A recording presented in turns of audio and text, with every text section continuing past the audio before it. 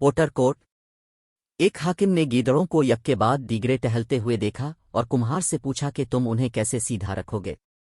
तो कुम्हार ने जवाब दिया, जो भी गीदड़ की लकीर को तोड़ता है मैं इसे झिड़कता हूँ, इस खौफ के पेश नज़र वो सब सीधे चलते हैं। आका ने कहा, क्या अब किसी भी वक्त मुल्क में हम आहंगी पैदा कर सकते हैं? कुम्हार ने मदद भरी।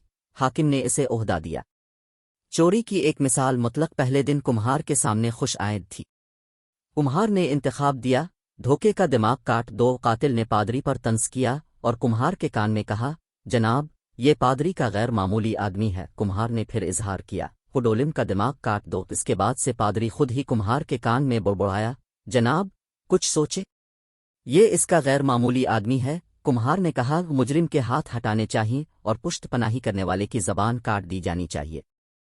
हमारे मुल्क में हम आहंगी भी बसी हुई थी, शायद इसके लिए मुजरिमों के हाथ हटा दिए जाएं और मखसूस लोगों की जबानें काट दी जाएं।